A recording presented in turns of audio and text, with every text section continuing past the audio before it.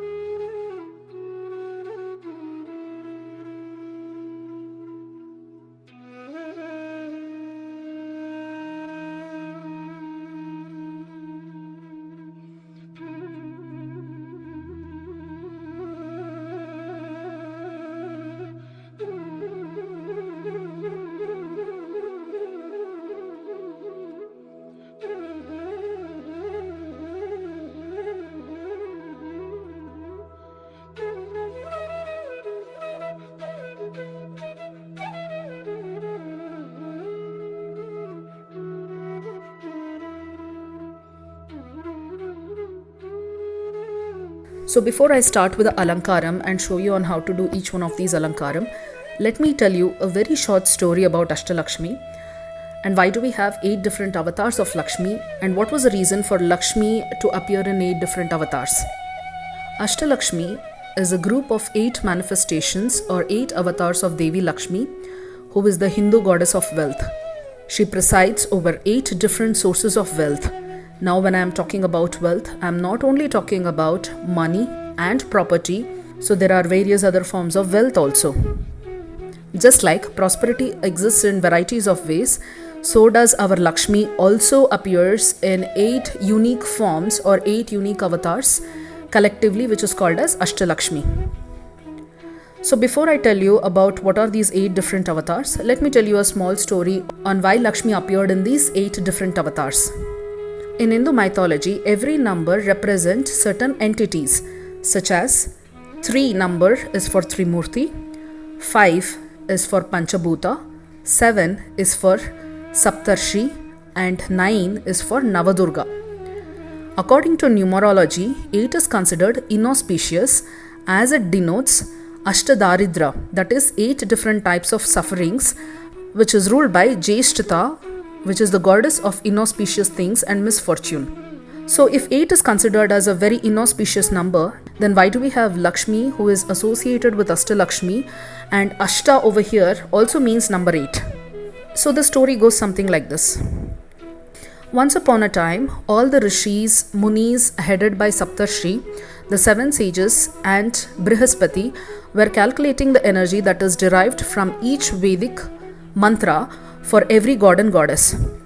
That is when they noticed that the mantra of Lord Vishnu was Ashtakshari, which is 8-lettered, and that mantra was Namo Narayanaya, which was holding more energy than any others. That is when they realized that 8 is an inauspicious number and we are using this 8 number itself to chant the mantras for Lord Vishnu. So they raised this question to Narada, who was always chanting Narayana mantra. So even Narada did not know about this, and immediately he runs to Vishnu in Vaikunta and he requested Vishnu to reveal the mystery behind this number 8. And that is when the Vishnu says that it is only his divine consort, goddess Sri Mahalakshmi, who can reveal the mystery behind this. That is when the goddess Sri Mahalakshmi says, "O Narada, I know 8 is ruled by Jeshtata Devi and it denotes inauspicious Ashtadaridra. So Ashtadaridra means 8 different types of poverties. Being the Lakshmi myself, it is my duty to save my husband from that effect of the mantra is Ashtakshari. So I have taken 8 different forms to please my Lord and would appear before him always wherever he goes or in whichever direction he stares. So in whichever direction he is going to turn his head, he is only going to see Shagunam or omen in all the 8 directions. So this is the reason why Lakshmi appeared as Ashtalakshmis. For every 8 different types of Ashtadaridra which is there is going to be an auspicious form of Lakshmi called as Ashtalakshmi. So what is Ashtalakshmi and who are they? Sri Mahalakshmi is said to Narada that her 8 forms of Ashtalakshmi are Adi Lakshmi, Dhanya Lakshmi, Dhairya Lakshmi, Gajalakshmi, Vidya Lakshmi, Vijaya Lakshmi, Santana Lakshmi, and Dhana Lakshmi. Every form of Ashtalakshmi holds a story behind the origin, which is stated in Lakshmi Tantra of Brahmanda Purana by Maharshi Vedavyasa.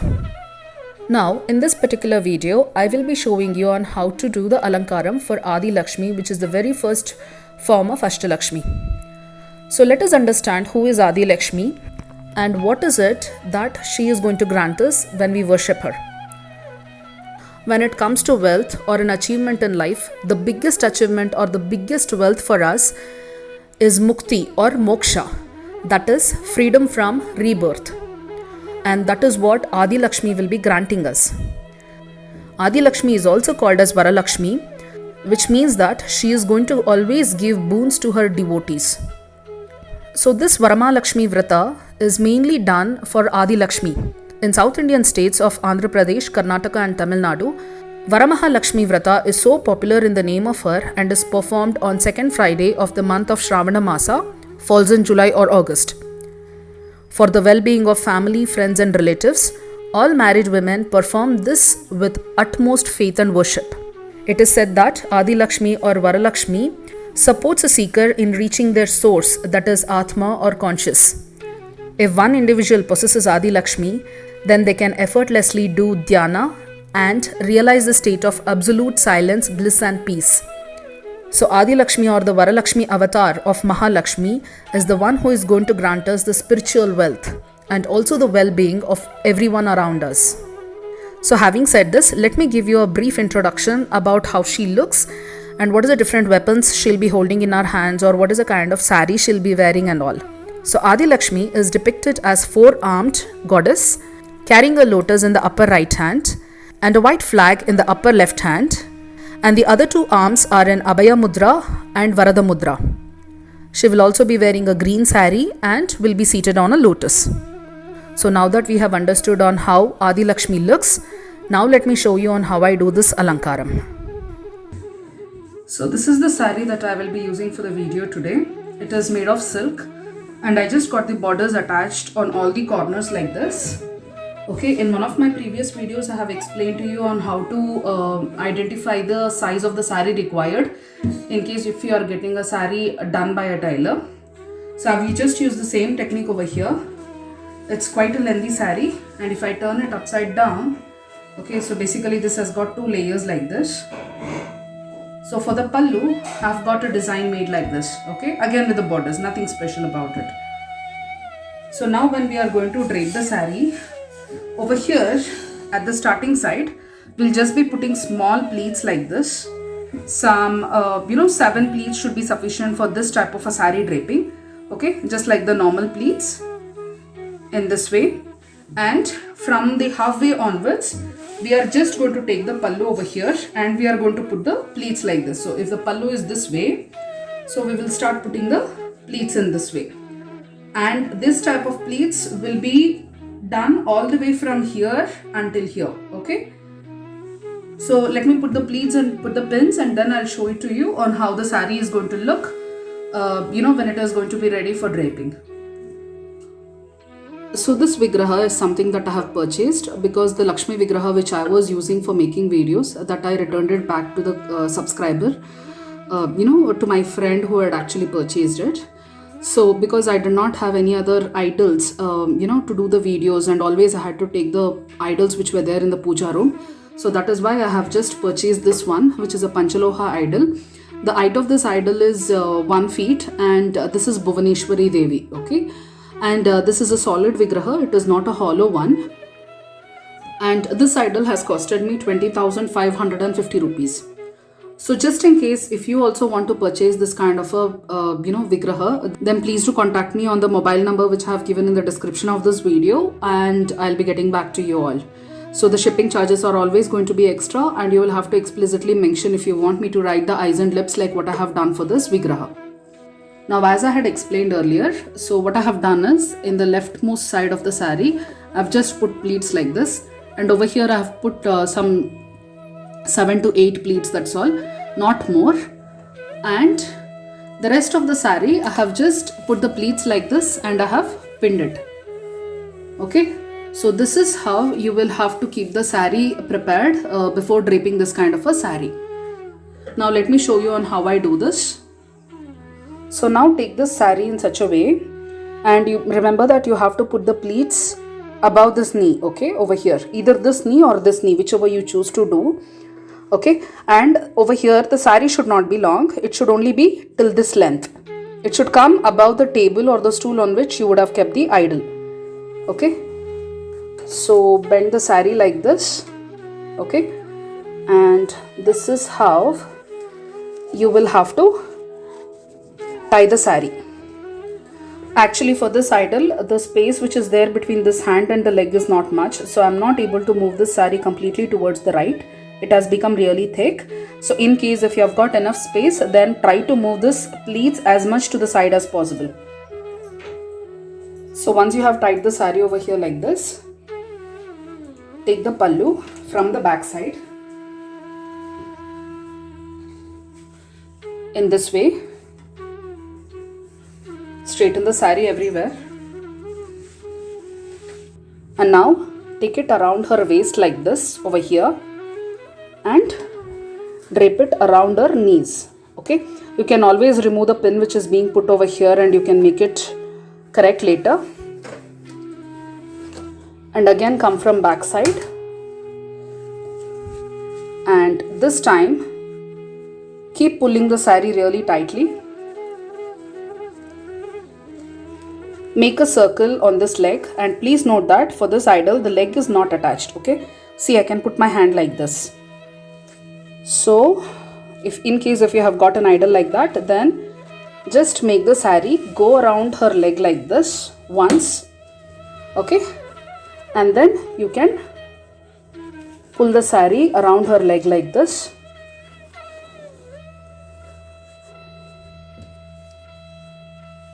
And make the rest of the saree come from back side over here.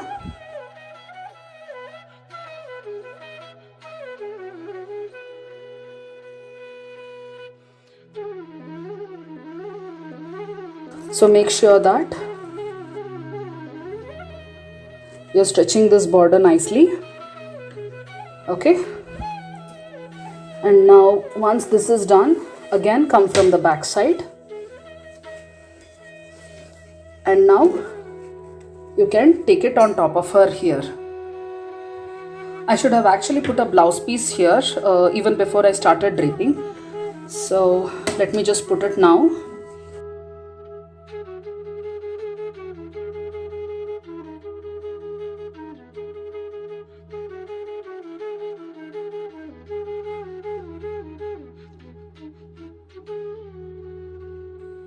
So now I have already put the blouse over here. Okay. So pull it tightly. Take the saree like this and put it on her shoulder over here. So now you have two choices. Either you can leave the rest of the pallu like this, or otherwise you can make it come around her one more time. I'm not going to make it come around her because this material that I have used for the saree is quite thick and she's going to look really fat. So I'm just going to leave her. So I'm just going to leave the saree over here like this. So now the draping has been completed. I've just put a waist belt over here so that it gives a shape for the waist, because we have put too much of saree around the waist. So the waist will become a little thick, a little fat. So now you can just remove this clip that you have actually put for the pleats, and in case if you want, you can spread it. Don't spread too much. It should only be spread at one side of the leg.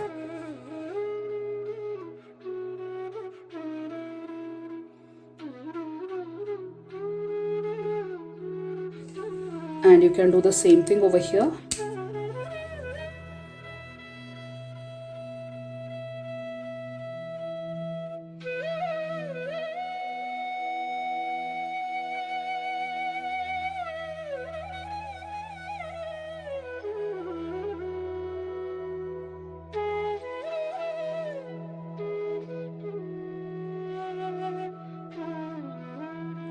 Actually, it's very cloudy today, so that's why you're not able to see the proper saree color and the glow on her face.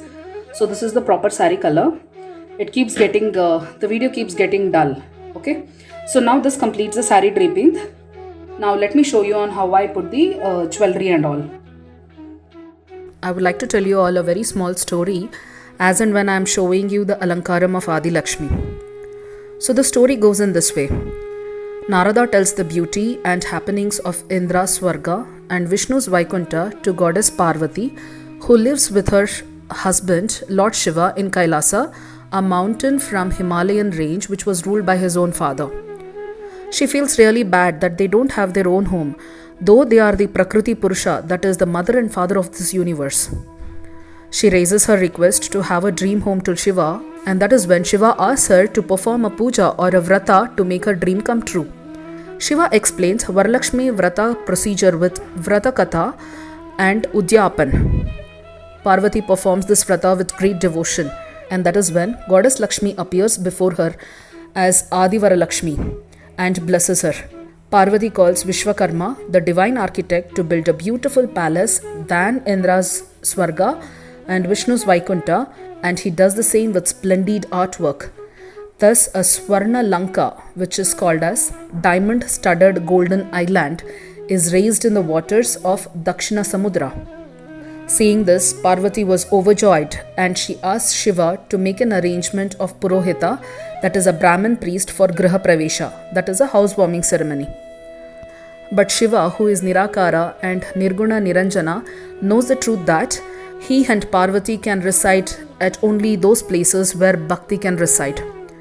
So to make Parvati realize the same, Lord Shiva says that he will arrange for Purohita, that is the one who wants for place to stay. but not Purohita, that is the Brahmin priest. Parvati, who was so happy about her dream home, ignored the meaning of Lord Shiva. Shiva calls his devotee Ravana, who was Brahmin by birth, and asks him to be the priest for this Griha Pravesha. Ravana conducts the ceremony with all proper procedure, and the divine couple Shiva and Parvati made their Griha Pravesha in a grand manner. Whereas Ravana, while doing so, feels jealous about the golden palace and thinks in his mind that it should be with the one who is ruling the worlds, but not with the hermit Shiva. After finishing the Griha Pravesham, Shiva and Parvati sit on the throne, and Parvati requests Ravana to express his wish as Dakshina, that is a feast given to the priest whenever they perform a certain puja. That is when Ravana asks for Swarna Lanka as his Dakshina. Parvati was shocked by his wish, and she couldn't say no to this Dakshina as she had given her word to Ravana. So she left Lanka in grief and returned back to Kailasa. Shiva makes Ravana as Lankadishwara, that is the Lord of Golden Lanka, and returns to Kailasa along with his Ganas. So this completes a short story about Adi Lakshmi.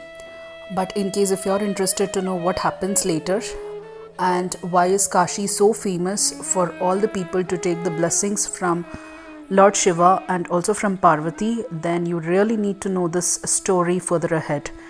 Unfortunately, I am not able to tell this story because the video is going to become very long. So I request you all to browse in the internet or to read books to understand this entire story of Kashi and why Lord Shiva and Parvati reside in Kashi to bless everyone.